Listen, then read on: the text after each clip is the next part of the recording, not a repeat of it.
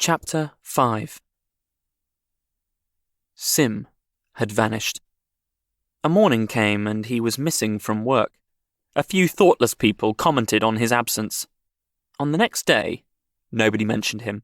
On the third day, Winston went into the vestibule of the records department to look at the notice board. One of the notices carried a printed list of the members of the chess committee, of whom Sim had been one. It looked almost exactly as it had looked before. Nothing had been crossed out, but it was one name shorter. It was enough. Sim had ceased to exist. He had never existed. The weather was baking hot. In the labyrinthine ministry, the windowless air-conditioned rooms kept their normal temperature, but outside, the pavement scorched one's feet, and the stench of the tubes at the rush hours was a horror. The preparations for Hate Week were in full swing, and the staffs of all the ministries were working overtime. Processions, meetings, military parades, lectures, waxwork displays, film shows, telescreen programs, all had to be organised. Stands had to be erected, effigies built, slogans coined, songs written, rumours circulated, photographs faked. Julia's unit in the fiction department had been taken off the production of novels and was rushing out a series of atrocity pamphlets. Winston, in addition to his regular work, spent long periods of every day in going through back files of the Times and altering and embellishing news items which were to be quoted in speeches. Late at night, when crowds of rowdy proles roamed the streets, the town had a curiously febrile air. The rocket bombs crashed oftener than ever, and sometimes, in the far distance, there were enormous explosions, which no one could explain, and about which there were wild rumours. The new tune, which was to be the theme song of Hate Week, the Hate Song it was called, had already been composed and was being endlessly plugged by the telescreens. It had a savage, barking rhythm, which could not exactly be called music, but resembled the beating of a drum, roared out by hundreds of voices to the tramp of marching feet. It was terrifying. The proles had taken a fancy to it, and in the midnight streets it competed with the still popular It Was Only a Hopeless Fancy. The parson's children played it at all hours of the night and day, unbearably, on a comb and a piece of toilet paper. Winston's evenings were fuller than ever. Squads of volunteers, organised by parsons, were preparing the street for Hate Week, stitching banners, painting posters, erecting flagstaffs on the roofs, and perilously slinging wires across the street for the reception of streamers. Parsons boasted that Victory Mansions alone would display 400 metres of bunting. He was in his native element and as happy as a lark. The heat and the manual work had even given him a pretext for reverting to shorts and an open shirt in the evenings. He was everywhere at once, pushing, pulling, soaring, hammering, improvising, jollying everyone along with comradely exhortations, and giving out from every fold of his body what seemed an inexhaustible supply of acrid-smelling sweat.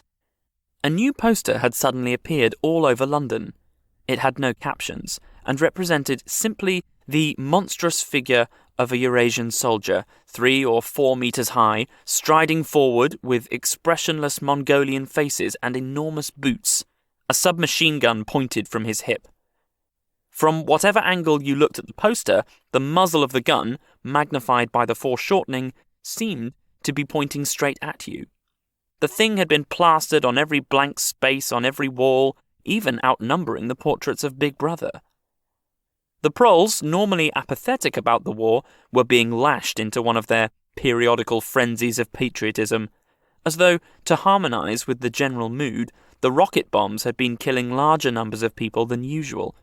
One fell on a crowded film theatre in Stepney, burying several hundred victims among the ruins. The whole population of the neighbourhood turned out for a long, trailing funeral, which went on for hours, and was, in effect, an indignation meeting. Another bomb fell on a piece of waste ground which was used as a playground, and several dozen children were blown to pieces. There were further angry demonstrations. Goldstein was burned in effigy. Hundreds of copies of the poster of the Eurasian soldier were torn down and added to the flames, and a number of shops were looted in the turmoil. Then a rumour flew round that spies were directing the rocket bombs by means of wireless waves, and an old couple who were suspected of being foreign extraction had their house set on fire and perished of suffocation. In the room over Mr. Charrington's shop, when they could get there, Julia and Winston lay side by side on a stripped bed under the open window, naked for the sake of coolness. The rat had never come back, but the bugs had multiplied hideously in the heat. It did not seem to matter. Dirty or clean, the room was paradise. As soon as they arrived, they would sprinkle everything with pepper, bought on the black market, tear off their clothes and make love with sweating bodies, then fall asleep and wake to find that the bugs had rallied and were massing for the counterattack. 4, 5, 6, 7 times they met during the month of June. Winston had dropped his habit of drinking gin at all hours. He seemed to have lost the need for it. He had grown fatter, his varicose ulcer had subsided, leaving only a brown stain on the skin above his ankle. His fits of coughing in the early morning had stopped. The process of life had ceased to be intolerable. He had no longer any impulse to make faces at the telescreen or shout curses at the top of his voice. Now that they had a secure hiding place, almost a home, it did not even seem a hardship that they could only meet infrequently and for a couple of hours at a time. What mattered was that the room over the junk shop should exist. To know that it was there, in Violet, was almost the same as being in it. The room was a world, a pocket of the past, where extinct animals could walk. Mr. Charrington, thought Winston, was another extinct animal. He usually stopped to talk with Mr. Charrington for a few minutes on his way upstairs. The old man seemed seldom, or never, to go out of doors, and, on the other hand, to have almost no customers. He led a ghost-like existence between the tiny, dark shop and an even tinier back kitchen, where he prepared his meals, and which contained, among other things, an unbelievably ancient gramophone with an enormous horn. He seemed glad of the opportunity to talk. Wandering about his worthless stock, with his long nose and thick spectacles and his bowed shoulders in the velvet jacket, he had always vaguely the air of being a collector rather than a tradesman. With a sort of faded enthusiasm, he would finger this scrap of rubbish or that, a china bottle stopper, the painted lid of a broken snuff-box, a pinchbeck locket containing a strand of some long-dead baby's hair, never asking that Winston should buy it, merely that he should admire it. To talk to him was like listening to the tinkling of a worn-out musical box. He had dragged out from the corners of his memory some more fragments of forgotten rhymes. There was one about 24 blackbirds, and another about a cow with a crumpled horn, and another about the death of poor Cock Robin.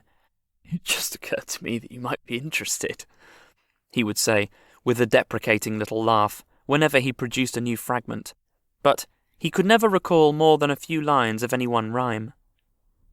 Both of them knew, in a way, it was never out of their minds, that what was now happening could not last long.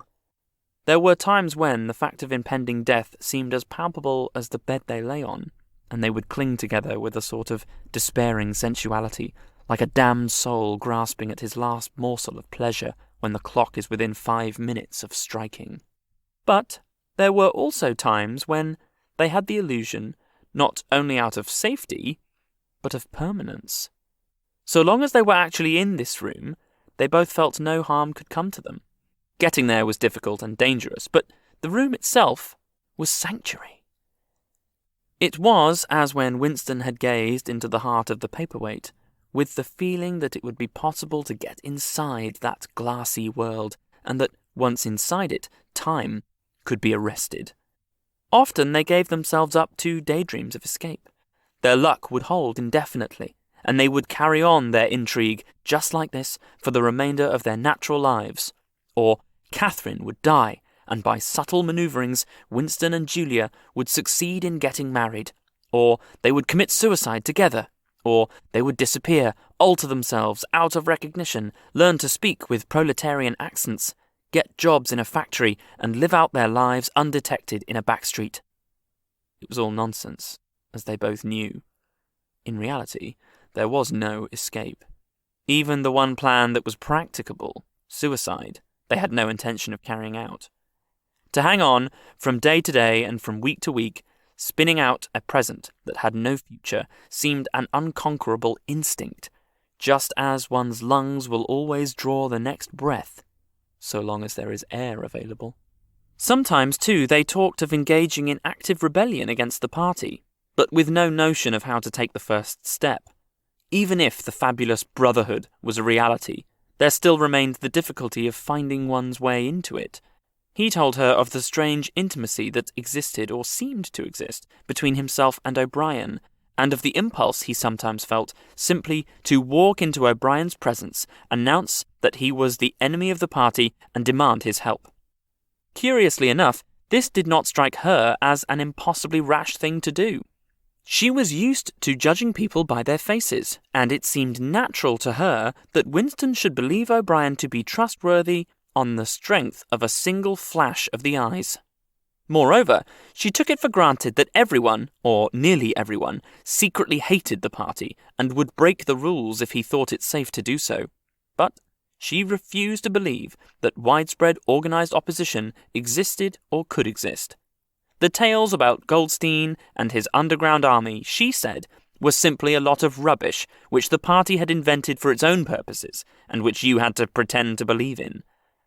Times beyond number at party rallies and spontaneous demonstrations, she had shouted at the top of her voice for the execution of people whose names she had never heard and in whose supposed crimes she had not the faintest belief. When public trials were happening, she had taken her place in the detachments from the Youth League, who surrounded the courts from morning till night, chanting at intervals, "Death to the traitors!" during the 2 minutes hate. She always excelled all others in shouting insults at Goldstein. Yet she had only the dimmest idea of who Goldstein was and what doctrines he was supposed to represent. She had grown up since the Revolution and was too young to remember the ideological battles of the 50s and 60s. Such a thing as an independent political movement was outside her imagination. And in any case, the party was invincible. It would always exist, and it would always be the same. You could only rebel against it by secret disobedience or, at most, by isolated acts of violence such as killing somebody or blowing something up. In some ways she was far more acute than Winston, and far less susceptible to party propaganda. Once, when he happened in some connection to mention the war against Eurasia, she startled him by saying, casually, that in her opinion the war was not happening. The rocket bombs which fell daily on London were probably fired by the government of Oceania itself, just to keep people frightened. This was an idea that had literally never occurred to him. She also stirred a sort of envy in him by telling him that during the 2 minutes hate, her great difficulty was to avoid bursting out laughing, but she only questioned the teaching of the party when they, in some way, touched upon her own life. Often, she was ready to accept the official mythology simply because the difference between truth and falsehood did not seem important to her.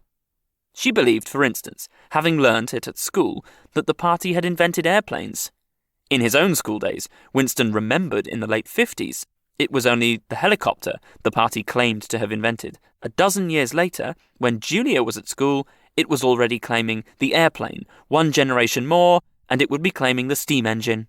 And when he told her that airplanes had been in existence before he was born and long before the Revolution, the fact struck her as totally uninteresting. After all, what did it matter who had invented airplanes? It was rather more of a shock to him when he discovered from some chance remark that she did not remember that Oceania, 4 years ago, had been at war with East Asia and at peace with Eurasia. It was true that she regarded the whole war as a sham, but apparently she had not even noticed that the name of the enemy had changed. "I thought we always been at war with Eurasia," she said vaguely. It frightened him a little. The invention of airplanes dated from long before her birth, but the switchover in the war had happened only 4 years ago, well after she was grown up. He argued with her about it for perhaps a quarter of an hour.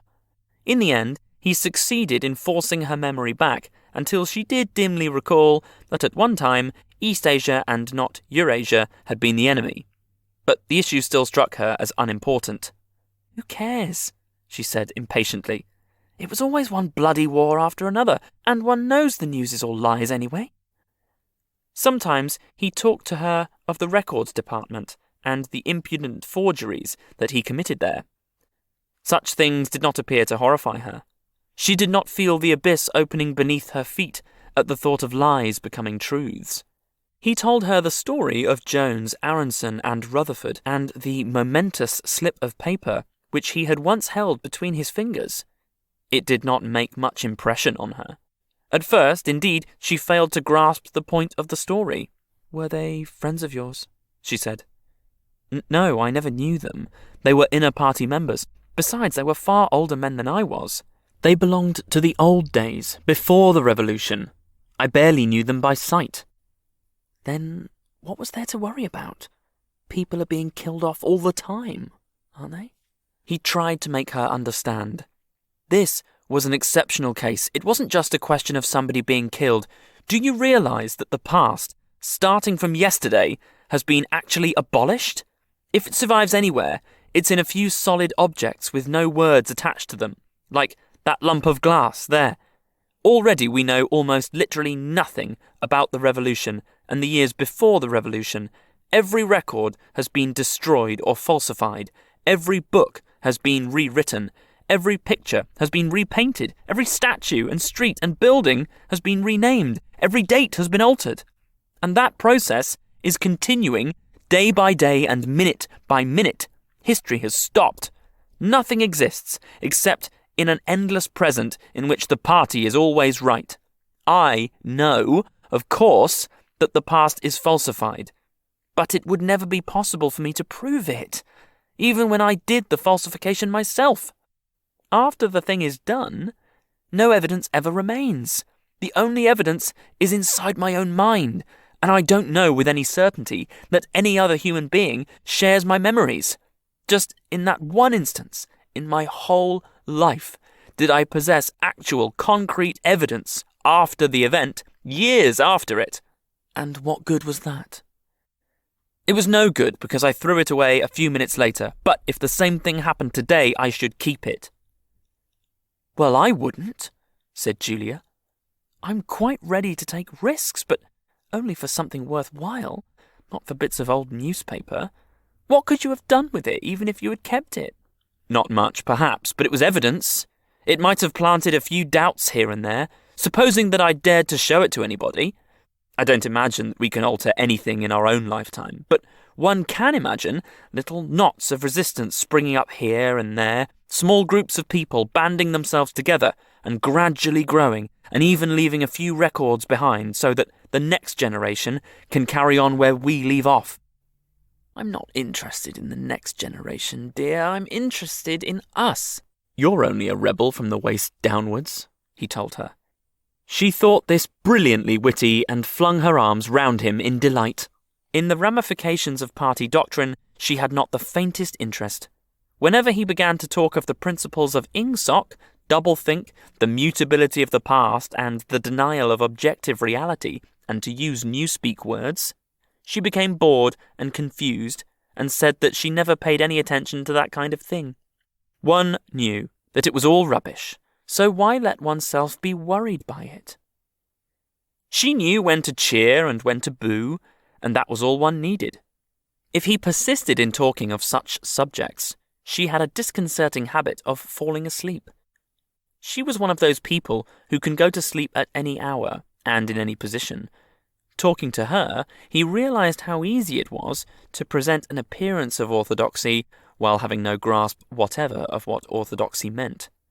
In a way, the world view of the party imposed itself most successfully on people incapable of understanding it. They could be made to accept the most flagrant violations of reality because they never fully grasped the enormity of what was demanded of them, and were not sufficiently interested in public events to notice what was happening. By lack of understanding, they remained sane. They simply swallowed everything, and what they swallowed did them no harm. because it left no residue behind, just as a grain of corn will pass undigested through the body of a bird.